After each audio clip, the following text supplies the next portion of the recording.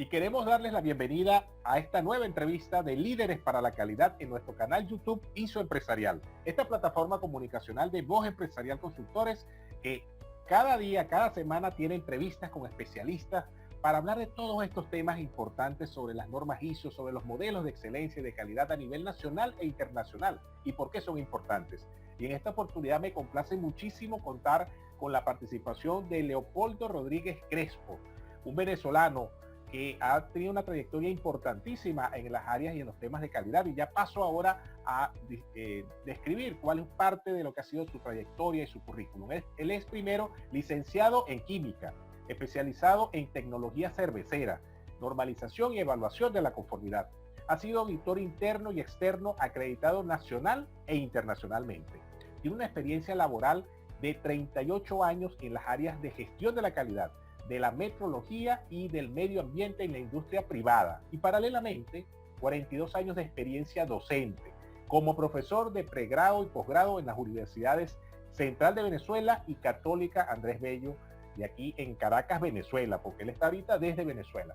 Es además expresidente de las organizaciones de promoción de la calidad en Venezuela, que a continuación voy a nombrar. ASONORBEN, también ASOCalidad, y también de uno de los principales o el principal ente normalizador y certificador en Venezuela, que es Fondonorma. Además, él ha sido delegado ante el Comité Técnico de Gestión del Medio Ambiente de la ISO, que es el Comité TC 207, y es experto del Grupo de Trabajo sobre Responsabilidad Social ISO, también en esta área. Es además, por cierto, que además él lideró allí la delegación a través del Instituto Latinoamericano de la Calidad, INLAC, en su carácter de miembro aliado de. Actualmente preside el capítulo de Venezuela de INLAC, es decir, de este Instituto Latinoamericano de la Calidad, y además ha sido instructor, consultor y conferencista a nivel internacional, y recientemente fue nombrado miembro del Consejo Mundial de la Calidad en representación de América Latina y es miembro de la Junta Directiva de la Fundación de Empresas Polar desde el año 2012. Así que bienvenido, don Leopoldo, a su canal ISO Empresarial y muy agradecido de su receptividad para con esta actividad. No falta más, Luis, un placer poder compartir contigo estos ratos y estos minutos que vamos a tener. Bueno, señor Leopoldo, fíjese, usted ha tenido una trayectoria de muchísimos años, que he tenido la oportunidad de compartir con usted en otros escenarios, aquí en Guayana, en Venezuela, en los temas de calidad. Y usted preside actualmente una institución, capítulo Venezuela, que es INLAC.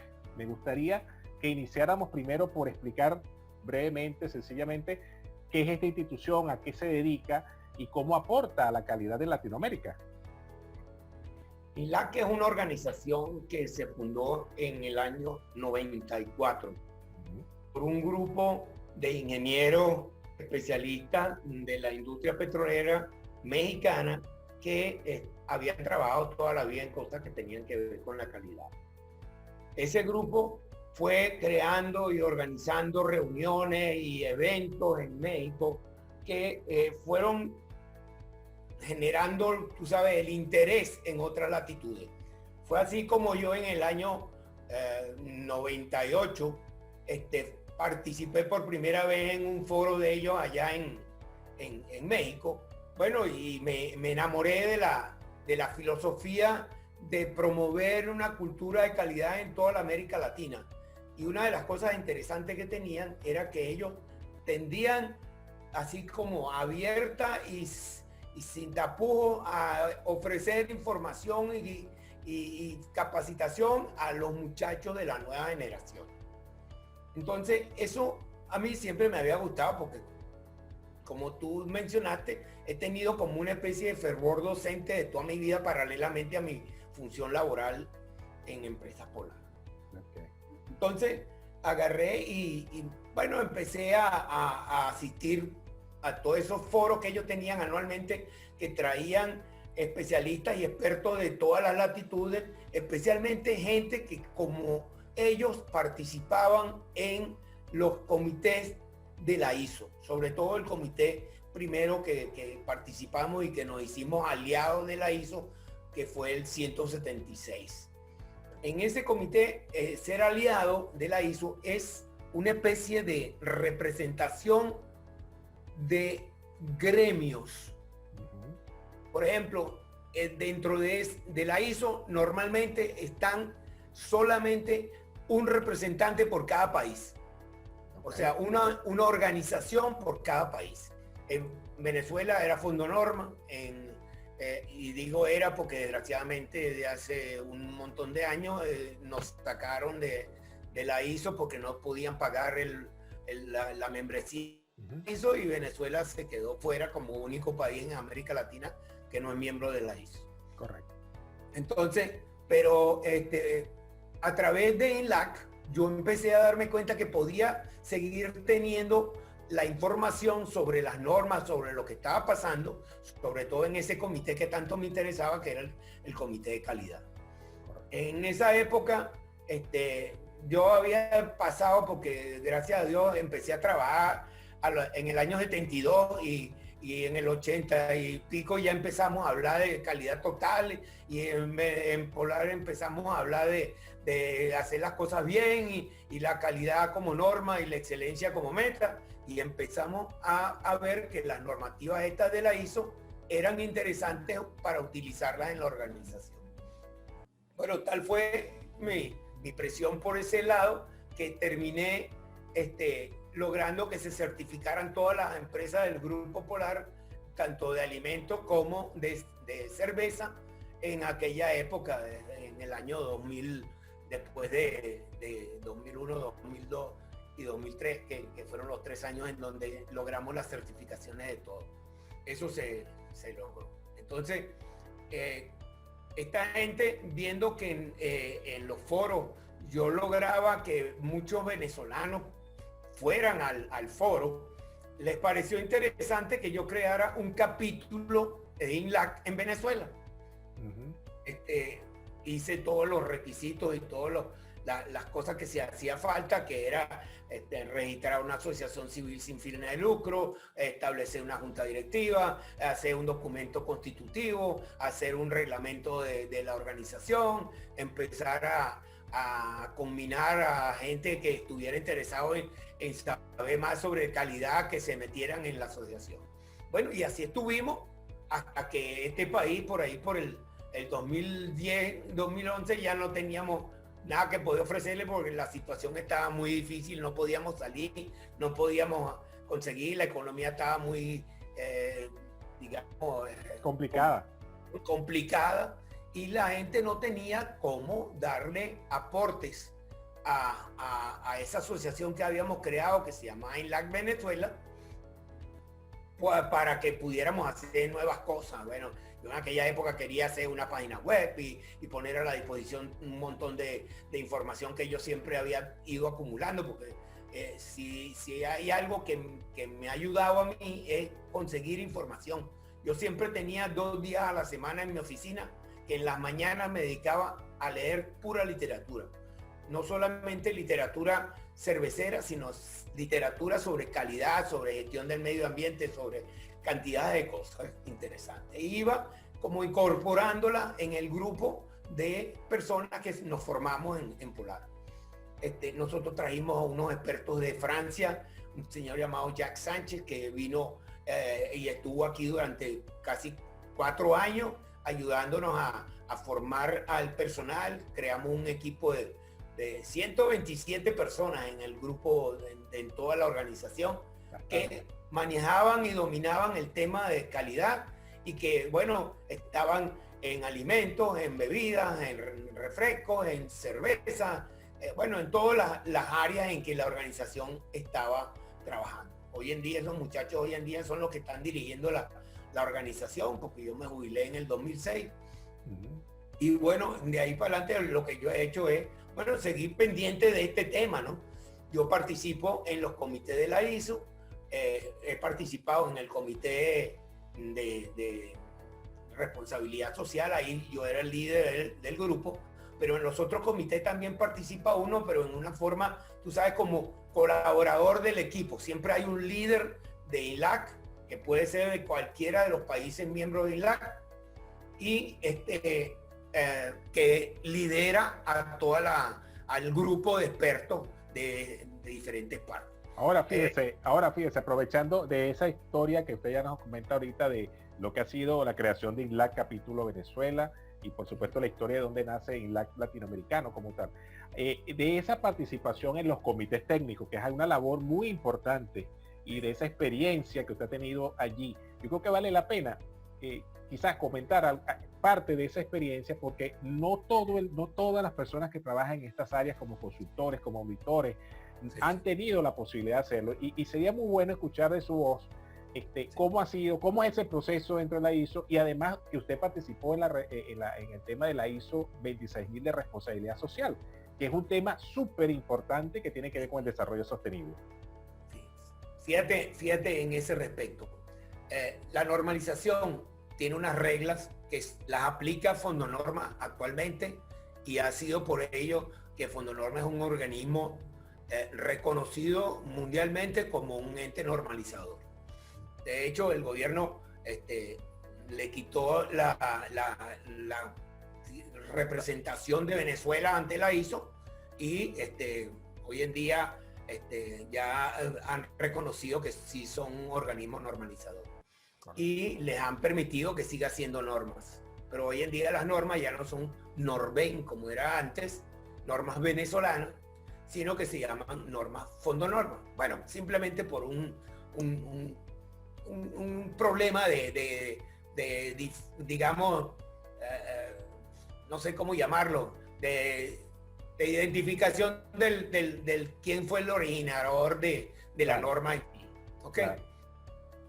Porque las antiguas normas las diseñaba Fondonorma, pero después el Estado las hacía norma venezolana COVEIN por simplemente colocar en Gaceta aquel trabajo que habían hecho un grupo de expertos en algún momento dado que sabían sobre el tema. Esa misma actividad la realiza la ISO en sus diferentes comités.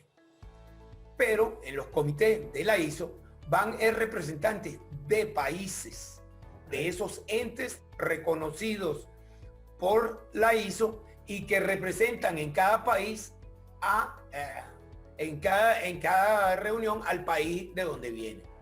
Solamente puede haber un representante de cada país.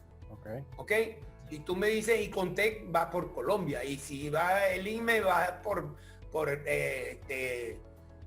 México, y AENOR va por España, y por Venezuela iba a Fondonorma. Hasta que, bueno, Fondonorma no pudo asistir más. Entonces, en esa misma forma, existen grupos que se forman en un momento dado para atacar la creación de una norma. Se llaman grupos de trabajo, que ese fue específicamente el grupo en que yo participé por la ISO en la creación de la norma de responsabilidad social. Esos grupos tienen que tener una igual relación de mujeres y hombres. Tiene que haber igualdad de género ahí. Tiene que haber igual participación de países desarrollados y países en desarrollo.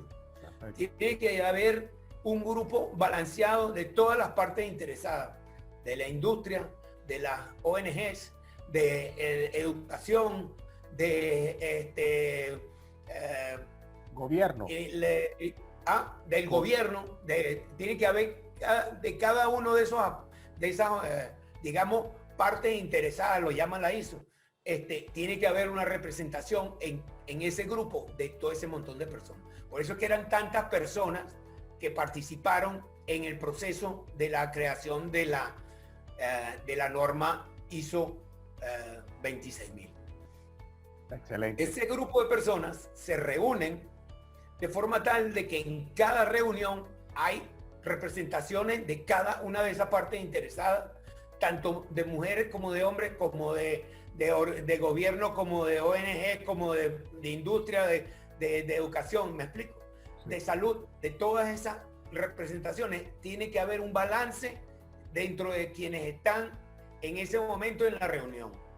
Y todos esos expertos se abocan al capítulo tal, o al capítulo cual, o al capítulo tal, y vamos a ponernos a trabajar en lo que pensamos que debería ser tal cosa. Lógicamente, quien se presenta allí es una persona que sabe sobre el tema del cual se va a hablar. porque si no lo que hace es un papel de convidado de piedra que no sabe ni hace nada.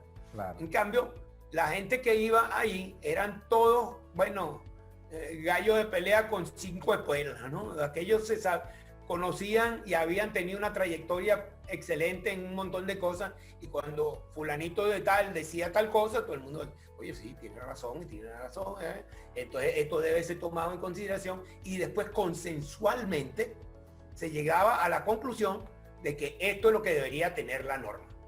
De acuerdo. Voy a hacer llegar un solo ejemplo. Después de pasar 7 o 8 reuniones en diferentes países y ciudades en el mundo, se llega a una versión de la norma, que es lo que llamamos primer borrador o committee draft, borrador del comité. Ese comité va ese documento a todos los miembros de ese grupo para que lo revisen, opinen y den sus observaciones detalladas. En el sitio tal, tú no puedes poner tal cosa porque esa palabra puede ser interpretada equivocadamente por el que la está leyendo y conviene usar tal palabra.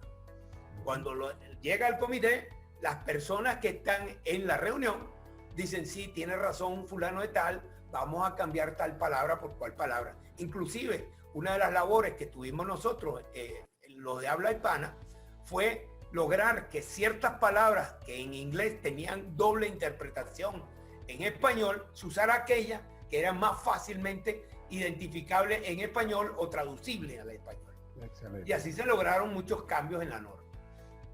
Sí. Para darte otro ejemplo, espérate, perdona, para darte otro ejemplo, habían sitios y cosas en que de repente no se llegaba al consenso, porque decía que había que ver todas las relaciones entre homosexuales y tal, y de la línea LGBT. Espérate un momentico, separaron inmediatamente todos los de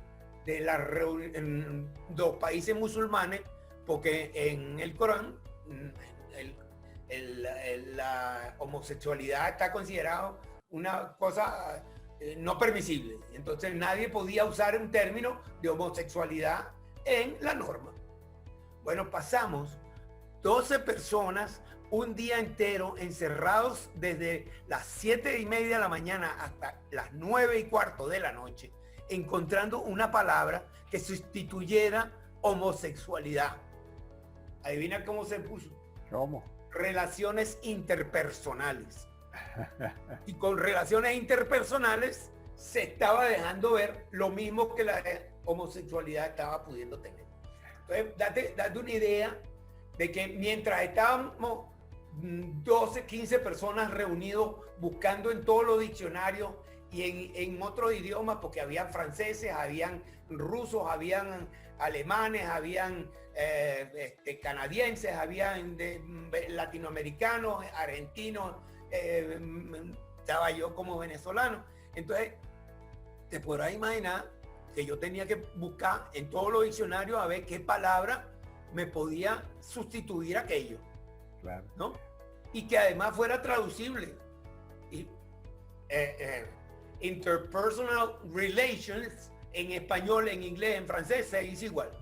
Fíjate cómo se logró una solución consensuada en que los árabes dijeron, sí, estamos de acuerdo con que se use esa palabra. Entonces te podrás imaginar que en esas reuniones puede ser arduo conseguir el consenso. Yo creo que es importante, y hago la pausa acá, de lo que está usted comentando como una historia, la historia de cómo se creó una norma en particular, y que así debe ser muchas de las normas, para entender lo que implica ella cuando ya está hecha y cuando ya está puesta a disposición de todos los que van a utilizarla, los consultores, los auditores, las empresas, todos, ¿no?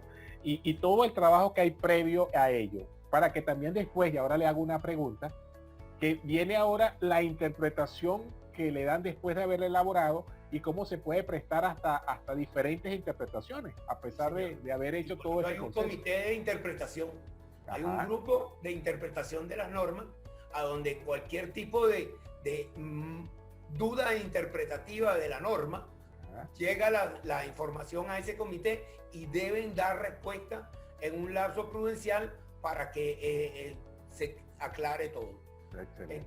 Fíjate que estabas hablando ahorita de las reuniones, y en las reuniones no solamente participan de todas partes, sino que hay unos que dominan más el inglés y otros menos el inglés, pero tienes que tomarlos en consideración a todos. Exacto. Entonces el chinito o el japonés decían un inglés que no se le entendía nada, y entonces había que sentarse con el chino para que el chino escribiera lo que estaba queriendo decir, porque cuando lo pronunciaba no había forma de que el grupo que estábamos ahí reunidos pudiera entender lo que estaba queriendo decir. Y entonces fíjate que eso llega a los niveles en que una norma como esta tuvo más de 26.000 opiniones. Fue casualmente 26.000 y pico de opiniones que fueron analizadas, revisadas para corregir. Cuando se hizo la primera versión de la norma, tenía más páginas que la última versión. O sea, hicieron una versión inicial que fue el borrador de comité, y que en la medida que fue pasando a Final Draft, Final International Draft, que son las etapas posteriores antes de que salga como norma internacional, se pasaron a reducir eso para que pudiera ser una cosa que fuera comprensible. Porque al principio todo el mundo quiere poner cosas y su forma de interpretar, pero termina siendo tan compleja la norma que tenía 280 y pico de páginas. Bueno, el que se lograra leer todo eso de una sola vez, bueno, era un prodigio, ¿no? Eso no era posible. La misma ISO 9000, yo mismo, la primera vez que la leí no llegué ni al capítulo 5. Entonces te podrás imaginar, la ISO 9001 no sirve para nada si no has leído la 9004, y la 9004 era la más importante y nadie la quería leer. ¿Cómo hacer para que la gente entienda y lea todo eso que están tomando en consideración, todo lo que podía malinterpretarse por otra gente? Eso resulta bien delicado. Una de las cosas que lo voy a comprometer aquí, que ya lo estábamos hablando previo a la entrevista, era que pudiéramos hacer un webinar donde usted pudiera explicar con más detalle muchas de estas informaciones que son muy importantes para las nuevas generaciones y para todas las personas que trabajan en esto, porque no se conoce lo que está detrás de un proceso de este tipo tan importante. Pero yo quisiera que en estos últimos 10 minutos de la entrevista, me gustaría que ahora, a partir de esa experiencia que usted tiene de muchísimos años incorporado en el mundo de la calidad, participando en comités técnicos y habiendo participado en esta norma tan importante que es la ISO 26000 de responsabilidad social y que está enfocada al desarrollo sostenible, ¿pudiera usted darnos una opinión ya desde el tema de las organizaciones cuando adoptan estas normas? ¿Cómo usted ve esto ya después de tantos años aquí metido? ¿Por qué deberían introducirse hacia eso? ¿Qué les va a ayudar? Porque a veces uno ve que nada más se quedan en una norma ISO 9001, que es muy importante, pero no se adoptan otros estándares importantísimos y que usted, en su experiencia, lo ha vivido. Muy buena tu pregunta. Resulta ser que después de todo este montonón de años que yo he tenido que lidiar con cosas de calidad, me di cuenta que la calidad no es lo único, que había que atender el medio ambiente, que había que atender a los empleados, a los trabajadores, a los obreros, a los vecinos, a la ciudadanía cercana, a los transportistas, a los proveedores tuyos. Si tú no lo tomas en cuenta, alguno de ellos te va a reclamar en un momento algo que te puede paralizar las operaciones productivas. Y en consecuencia, me di cuenta al estudiar la ISO 26000 que la responsabilidad social es la verdadera clave de la calidad total. Si tú eres socialmente responsable, tú tienes que ser de calidad total.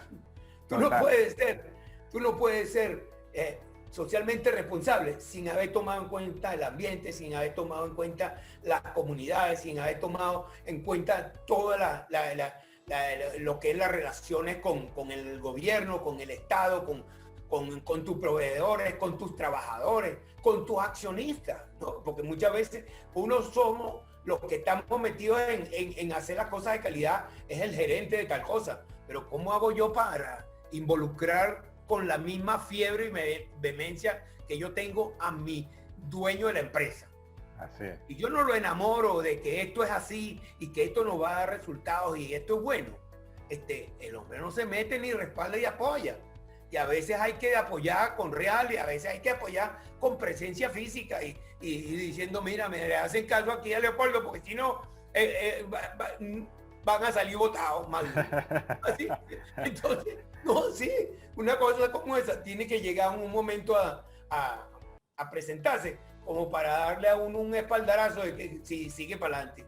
Porque normalmente todos los que trabajamos en cosas de calidad estamos a nivel de gerentes operativos, gerentes de área, gerentes de cosas, pero hay uno que es el director de finanzas y el señor dice, bueno, y este muchachito va a venir aquí a fastidiarme ahora, a ponerme a hacer procedimientos y a escribir todo lo que yo, esa varilla lo tengo yo aquí porque yo soy el papá de Tarzán. Yo no necesito que me estén poniendo por escrito todo lo que yo hago. ¿Cómo Claro, lo convences? claro. ¿Cómo lo convences?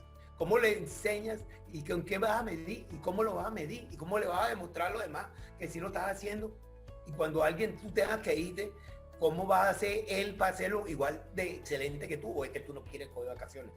Claro. ¿Entiendes? Empiezas tú como a convencer de que la calidad no es solamente la calidad del producto, ¿no? Porque al principio hablábamos de control de la calidad y el control de la calidad era simplemente controlar que el producto estuviera bien.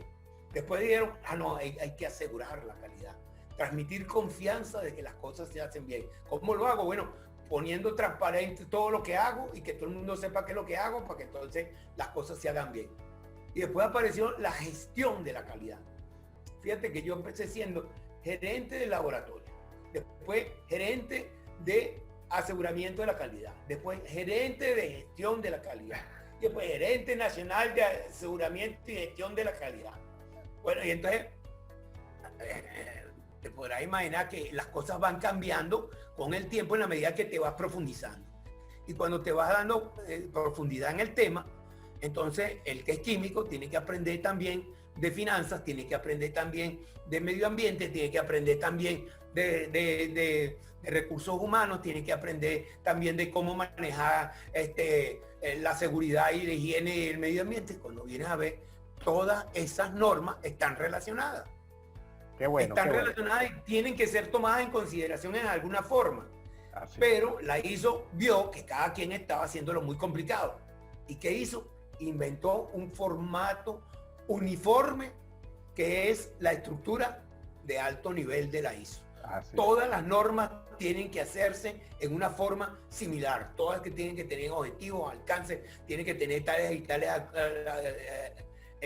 contenidos y su contenido particulares en relación a lo que estás haciendo. ¿Qué estás haciendo, proveedores? Sí, proveedores de servicios de ambientales, proveedores de servicios de calidad, proveedores de seguridad, higiene y medio ambiente. Y cada una de esas cosas, cuando tú has aprendido uno, oye, ahora métete en el campo de otra cosa, lo único que tienes que haber entendido que es una cosa que puede afectar el medio ambiente. Totalmente. Así, si tú eres conocedor de todas las cosas que pueden afectar al medio ambiente, entonces ya tú puedes hacer un desempeño perfecto, igual que en calidad, en medio ambiente. Y aplicas 14.001 y aplicas 9.001 y cuando vienes a ver estarás montando un sistema integral. Y cuando lo logras integrar a todo el mundo, entonces ahora toda la organización está en el mismo interés y contexto. Y está quizás mal ahí, en algo que usted dijo al inicio, y está en la búsqueda de la excelencia. Exacto. Que integra todo. Sí. Yo creo que los premios de la excelencia, esos premios de la excelencia que están dando en muchos países, son aquellas organizaciones que además de haber cumplido con todos esos requisitos de calidad, son buenos desde el punto de vista financiero, no engañan a sus accionistas, no están afectando a las comunidades vecinas, no están contaminando el agua del río tal para que entonces agua abajo la gente se muera, ¿entiendes? Entonces, esa integralidad de la gestión con calidad, como yo lo llamo, es lo que yo defino como la responsabilidad social del empresario. Perfecto, y es así, y yo estoy de acuerdo, con usted en ese sentido, y es parte de lo que también en esta entrevista queríamos escuchar su opinión y reforzarla. Para esa, vuelvo, insisto, porque este canal hizo empresarial, que la idea es transmitir experiencias, conocimientos, y esto que usted está transmitiendo, que al final le ha tocado transitar todos estos años y en esta experiencia de un comité técnico y llegar a esta conclusión, que es tan importante para ayudar a que veamos el contexto mayor, el contexto de que las empresas no se pueden limitar a algo pensando que calidad es una sola cosa. Y yo creo que es una gran conclusión del día de hoy, de esta entrevista, y que a mí me gustaría que en una futura actividad que podamos hacer, no ahora de entrevistas, sino un webinar, usted pudiera reforzar eso para que otras generaciones puedan escuchar esto y verdaderamente transitar hacia el desarrollo sostenible que nos plantea la ISO 26. Y esa sostenibilidad se logra con normas de calidad. Totalmente. Ahí están todas las normas que tienen que ver con la continuidad de negocio. Y la continuidad operativa no es más que estar pendiente de todas las cosas que pudieran afectarte y arriesgarte a no poder cumplir con lo que tienes que hacer. Entonces te transformas ahora en un operador previsivo, un operador que ha estado pendiente de todo lo que ha visto y que ha pasado en otras organizaciones, y entonces se transmite el conocimiento. Cuando vienes a ver, está gestionando el conocimiento. Knowledge management. Y entonces tú dices, oye, esa norma también tengo que aprendérmela. Sí, tienes que aprendértela todas, porque las normas son como lo importante es poder llegar a entenderlas con simpleza, Estoy de acuerdo. Entenderla, digamos, y usted la ha explicado así, sencilla, y sí, así son. Pero fíjate cuántos años me han tocado cuando ya por fin las entendí y me jubilé. Entonces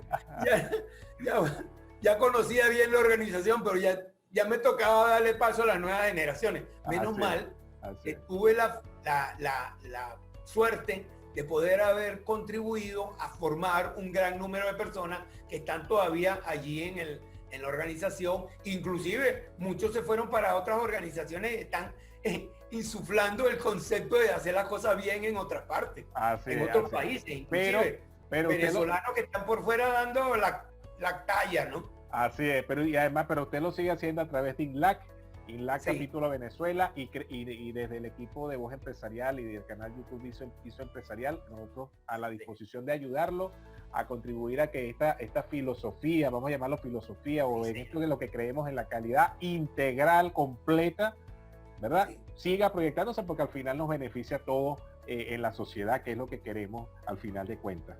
Y ya estamos terminando, don Leopoldo. Me gustaría que antes de finalizar, y para un mensaje final, me gustaría que si tiene unas coordenadas de ubicación, llámese un correo electrónico o algo. Pues mira, yo estoy ahorita, mi correo es leopoldo.rdrgz, son las consonantes de Rodríguez. Una persona con un apellido tan común como el mío no le quedó más remedio que conseguir ese correo. Leopoldo. Todo en minúscula, rdrgz, que son las consonantes de Rodríguez, @gmail.com.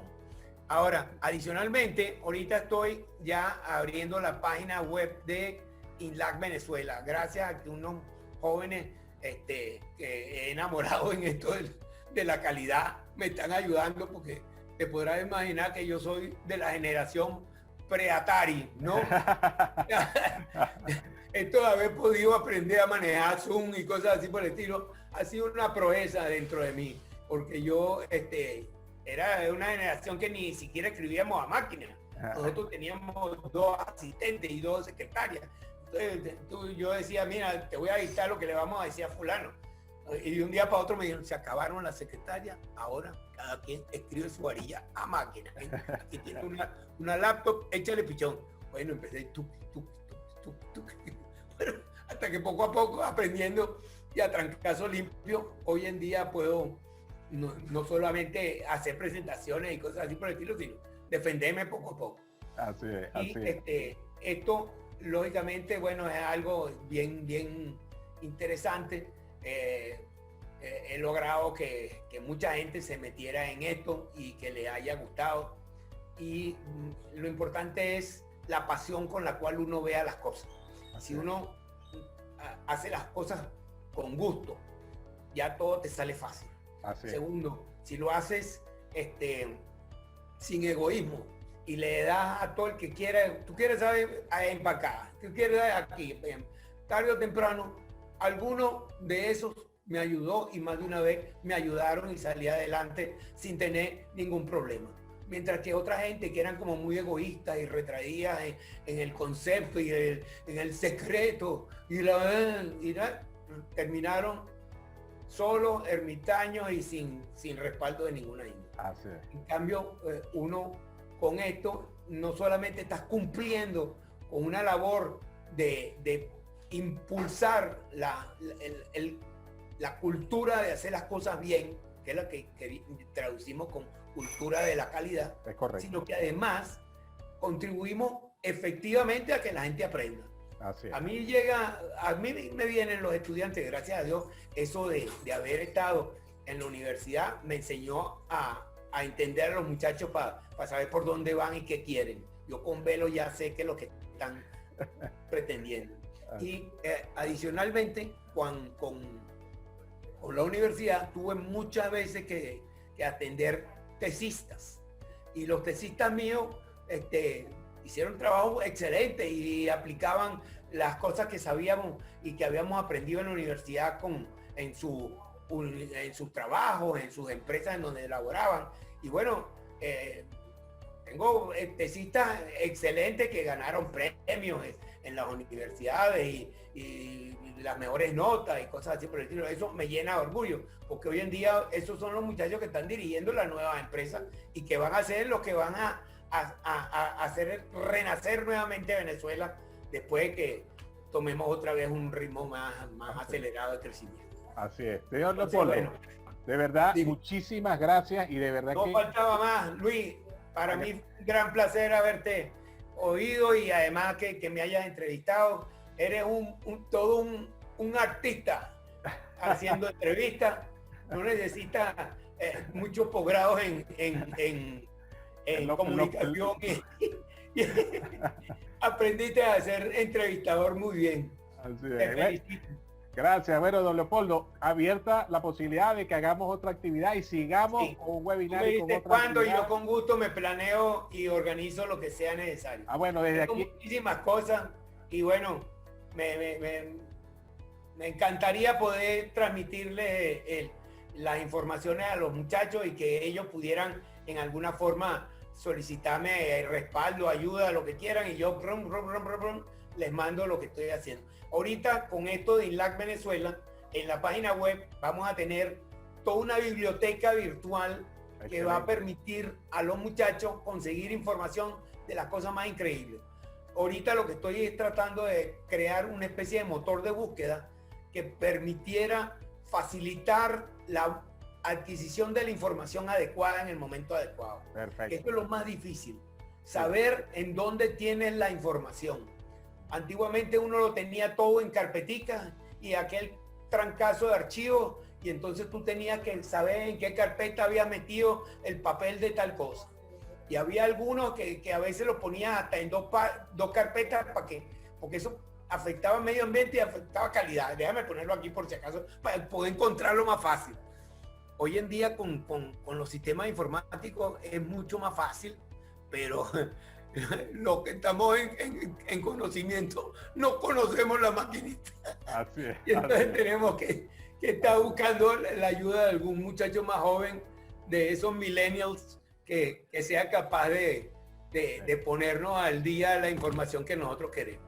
Y eso es lo que están haciendo los muchachos en ilacvenezuela.org.be. Y los vamos a ayudar a promover cuando esté lista y volveremos a hacer quizás otra actividad y en las redes sociales de La Voz Empresarial, que esta plataforma comunicacional, lo vamos a hacer. Don Leopoldo, muchísimas gracias por un gran abrazo. Y un gran abrazo. Estaremos en contacto para seguir promoviendo. Y saludos a toda la Guayana. Y a los guayaneses que reciban mi cariño porque mi mamá era guayanesa. Así, y a toda Venezuela y a toda Latinoamérica, que son los que son parte de en este caso la audiencia de este canal YouTube ISO Empresarial. Gracias. Gracias. Gracias a ti.